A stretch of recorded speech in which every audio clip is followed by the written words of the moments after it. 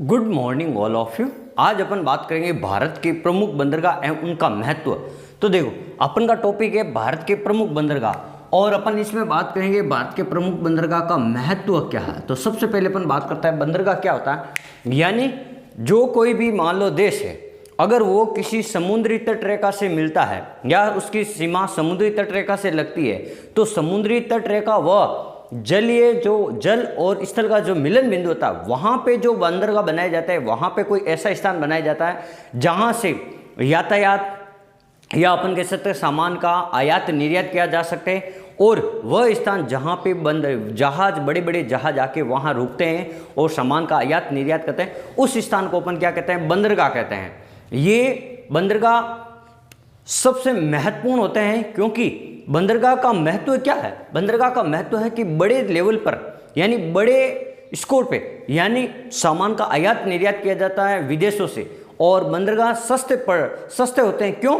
क्योंकि जो जल परिवहन है वो सबसे सस्ता होता है और जल परिवहन में रुकावट बाधा वगैरह भी कम आती है और जल परिवहन में दुर्घटना होने की संभावना बिल्कुल कम रहती है।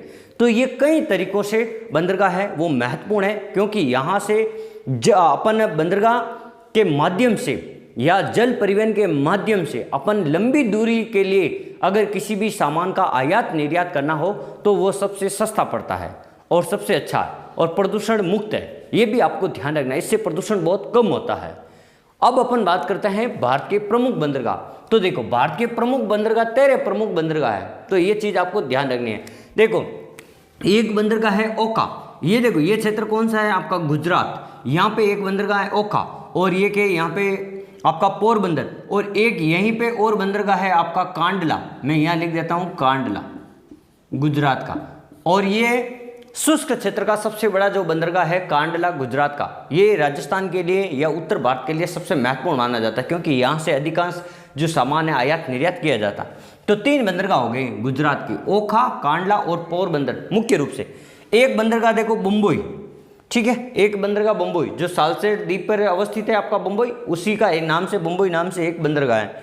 एक बंदरगाह जवाहरलाल नेहरू बंदरगाह और इसी का नाम नहनसोवा बंदरगाह रखा गया है। और ये भारत का सबसे नवीनतम या आधुनिक टेक्नोलॉजी से तकनीकी से युक्त बंदरगाह है और सबसे बड़ा बंदरगाह, पश्चिमी तट का सबसे बड़ा बंदरगाह माना जाता है क्योंकि ये सबसे प्रमुख बंदरगाह माना जाता है। फिर अपन बात करते हैं मारमा गोवा। ये जो आपका गोवा का जो बंदरगाह है, ये लोहा आइसक के लिए मुख्य रूप से यहाँ से लोहा का निर्यात किया जाता है विदेशों में, तो ये गोवा में स्थित है। एक कारवाड़ बंदरगाह और एक न्यू मंगलोर बंदरगाह। न्यू मंगलोर बंदरगाह भी लोहा आइसक की दृष्टि से महत्वपूर्ण है। ये दोनों बंदरगाह ये आपके कर्नाटक में है। ये देखो, ये आपका गोवा में हो गया और ये हो गया आपके कर्नाटक में, तो ये ध्यान रखना। कारवाड़ और न्यू मंगलोर बंदरगाह कहाँ पे है, कर्नाटक में। फिर अपन बात करते हैं कालीकट बंदरगाह है, कोचीन बंदरगाह, एलेपी बंदरगाह।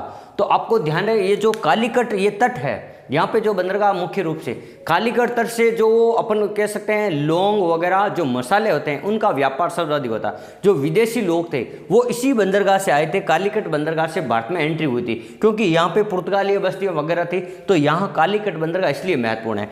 फिर अपन बात करते हैं कोचीन। कोचीन ये सबसे नीचे का जो भाग है, यहाँ का सबसे प्रमुख बंदरगाह है क्योंकि कोचीन को अरब सागर की रानी भी कहते हैं और यहाँ से विदेशी व्यापार वगैरह ज़्यादा होता है। एक है एलेपी। तो ये 3 बंदरगाह हो गए आपके केरल के। किसके हो गए, केरल के। केरल के 3 हो गए, कालीकट हो गया, कोचीन हो गया, एलेपी हो गया। फिर अपन बात करते हैं, देखो तुतीकोरिन। ये बंदरगाह तुतीकोरिन आपका तमिलनाडु में, चेन्नई, ये प्राकृतिक बंदरगाह माना जाता है, प्राकृतिक बंदरगाह माना जाता है। और कोचीन है, ये भी आपका प्राकृतिक बंदरगाह है। फिर अपन बात करते हैं एन्नोर। एन्नोर भी आपका तमिलनाडु में है और इसका नाम बदलकर काराइजर नाम रख दिया करा, काराइजर नाम। तो ये 3 बंदरगाह हो गए आपके, देखो तमिलनाडु के, TN लिख देता हूँ, तमिलनाडु। ये 3 बंदरगाह। एक हो गया मछलीपट्टनम, एक हो गया विशाखापट्टनम। तो मछलीपट्टनम और विशाखापट्टनम ये दोनों किसके हो गए, आंध्र प्रदेश के हो गए ये दोनों बंदरगाह। और विशाखापट्टनम इसलिए बंदरगाह प्रसिद्ध है क्योंकि ये प्राकृतिक बंदरगाह माना जाता है और सबसे गहरा बंदरगाह भी माना, सबसे गहरा तो चेन्नई है, इसके बाद में जो महत्वपूर्ण बंदरगाह है इस पूरी तट का ये विशाखापट्टनम है।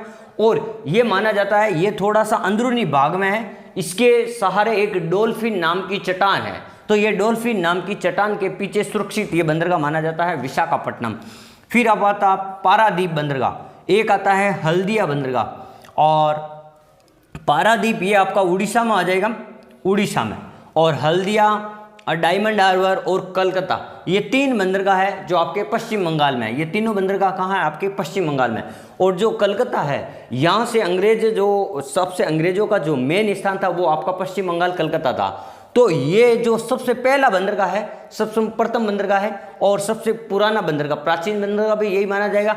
और ये नदी पे बना हुआ, हुगली नदी पे बना हुआ बंदरगाह है और ये डॉक सिस्टम पे आधारित बंदरगाह है, ये माना जाता है। तो ये मुख्य रूप से आपको बंदरगाह है। और जो हल्दिया बंदरगाह है, या हल्दिया और पारादीप, ये जो कलकत्ता जो बंदरगाह है, इसके भार को कम करने के लिए हल्दिया और पारादीप 2 प्रकार के बंदरगाह बनाए गए थे। तो आज हमने पढ़ा भारत के प्रमुख 13 बंदरगाहों के बारे में। और भी कई सारे बंदरगाह हैं, उनकी स्थिति क्या है, कौन पूर्वी तट पे है, कौन पश्चिमी तट पे है। तो इन सब बंदरगाहों का महत्व मैंने आपको बता दिया, कौन कौन से राज्यों में अवस्थित है। तो इनके बारे में मैंने आपको महत्वपूर्ण जानकारी दी। आप हमारे चैनल को सब्सक्राइब जरूर करें और कमेंट जरूर करें कि आपको हमारा वीडियो कैसा लगा।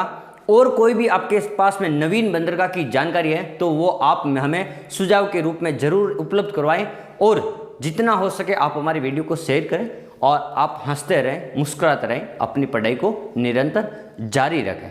धन्यवाद।